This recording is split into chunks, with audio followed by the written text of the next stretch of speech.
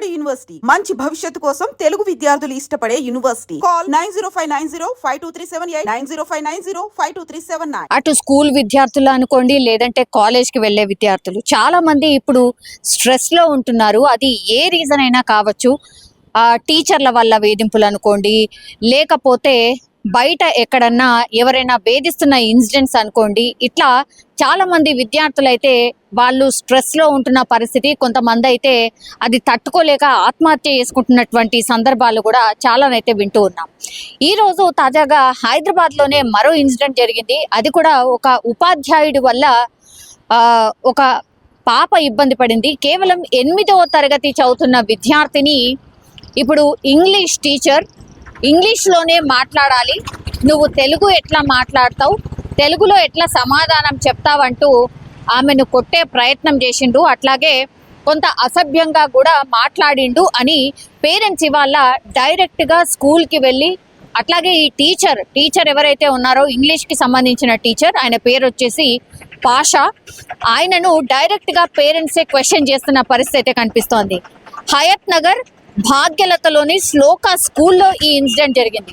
So ఈ 8వ తరగతి చదువుతున్నటువంటి విద్యార్థిని ఎవరైతే ఉన్నారో ఆమెను ఈ కొన్ని క్వశ్చన్స్, మామూలుగా టీచర్ లెసన్స్ లేదంటే ఏదన్నా టాపిక్ మాట్లాడిన తర్వాత అప్పటికప్పుడు లేపి స్టూడెంట్స్ని క్వశ్చన్స్ అడుగుతూ ఉంటారు. సో అది ఇంగ్లీష్ సబ్జెక్ట్ కాబట్టి ఇంగ్లీష్లోనే చెప్పాలంటూ ఇన్సిస్ట్ చేయడం, ఆ తర్వాత ఆమె చెప్పలేకపోవడంతో నువ్వు తెలుగులో ఎట్లా మాట్లాడతావంటూ కొంత దురుసుగానే మాట్లాడిండు, అట్లాగే తిట్టాడు అంటూ ఈమె పేరెంట్స్కి వెళ్ళి చెప్పింది స్టూడెంట్.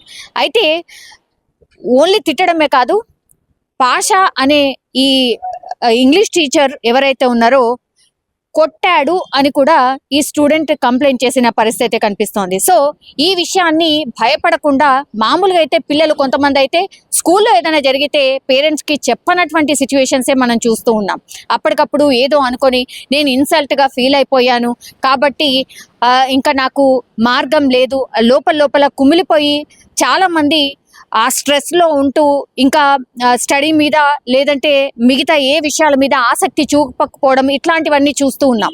అయితే ఈ పాప మాత్రం నిజంగా ఈ విషయంలో మాత్రం మెచ్చుకోవాల్సిందే. 8వ తరగతి చదువుతున్నటువంటి ఈ పాప ఎక్కడ కూడా వెనక్కి రాకుండా టీచర్, ఈ ఇంగ్లీష్ టీచర్ ఎవరైతే ఈ తెలుగులో ఎందుకు మాట్లాడావు అంటూ కొట్టిన విషయాన్ని, తిట్టిన విషయాన్ని తన పేరెంట్స్కి చెప్పడం జరిగింది. వెంటనే పేరెంట్స్ రియాక్ట్ అయిన పరిస్థితి, అట్లాగే స్కూల్కి వెళ్ళి ఈ పాషా అనే ఈ సార్ ఎవరైతే ఉన్నారో ఆయనను నిలదీసిన సిచ్యువేషన్ అయితే మనకు స్పష్టంగా కనిపిస్తోంది.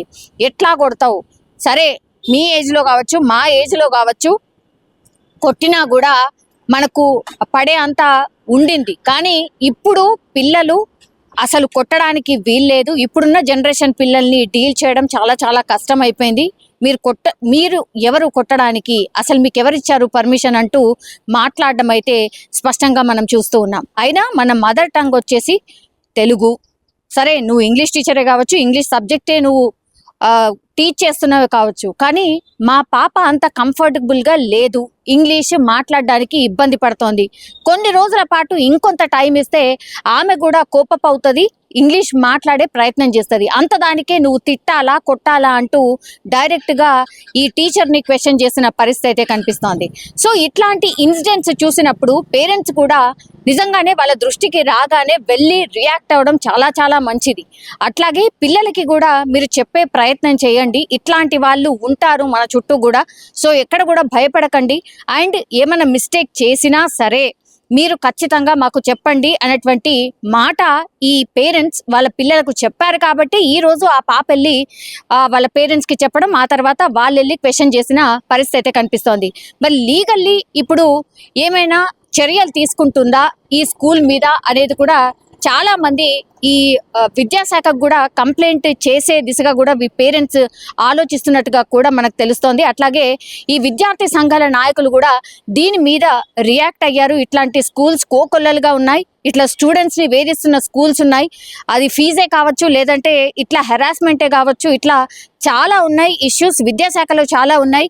ఇట్లాంటి ఇష్యూస్ ని చాలా సెన్సిటివ్ గా అండ్ చాలా పకడ్బందీగా అండ్ స్ట్రిక్ట్ గా ప్రభుత్వాలు కూడా ఆలోచించాల్సిందే వీటిపైన అన్నటువంటి రిక్వెస్ట్ వీళ్ళు కూడా చేస్తున్న పరిస్థితి అయితే కనిపిస్తోంది. కానీ అగైన్ మళ్ళా ఒక స్టూడెంట్ అయితే ఇట్లా స్కూల్ ప్రిమిసెస్ లో ఒక ఉపాధ్యాయుడు ఎవరైతే డైలీ వాళ్ళకు పాఠాలు చెప్పే ఉపాధ్యాయుడు వల్లనే ఈమె ఇబ్బంది పడిన సిచ్యువేషన్ అయితే కనిపిస్తోంది. అది ఎక్కడో కాదు, హైదరాబాద్లోని ఏరియా వచ్చేసి హైదరాబాద్లోని హయత్ నగర్ భాగ్యలతలోని శ్లోకా స్కూల్లో 8వ తరగతి ఇబ్బంది పడిన సిచ్యువేషన్.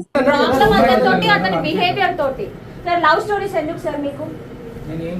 సార్ లవ్ గురించి మాట్లాడాల్సిన అవసరం ఏముంది? లేదా నా డాటర్ ఏమన్నా లవ్ స్టోరీస్ మెయింటైన్ చేస్తారా? సార్ ప్రామిస్ వద్దు సార్. మీరు 30 ప్లేస్ అమ్మాయి 30, మీరు ఆ మాటలు ఎందుకు మాట్లాడాలి? అబద్ధాలు కాదు సార్, అబద్ధాలని కాదు. ఇప్పుడు స్కూల్లో జరిగే discussions, see as a sister or as a mother I be very friendly with my daughter అనుకున్నాను. Even if you are a father, you will be very friendly with your daughter, right? Being friendly with your child, if a child says these things, so నేను ఇంకా మా పాపని స్కూల్కి పంపించగలుగుతాను. నేనేం చేస్తాను? ఎందుకమ్మా ఈ లెవెల్ రూల్స్ అప్పటిదాకా ఇంట్లో కూర్చోంటాను? Because it matters. Respect matters. To every parent respect matters. తను అంత హర్ట్ అయ్యి వాళ్ళ బాబుని కొట్టినందుకే తను వచ్చారు, కానీ నువ్వు మా పాపని కొట్టినందుకే మేము ఇక్కడికి వచ్చాం. కానీ సార్ అంటిల్ అండ్ అన్లెస్ మేము ఇక్కడికి వస్తామా? మీరు మిస్టేక్ చేయలేదు కాదు. Telugu speaking is not wrong thing, because Telugu is our mother tongue.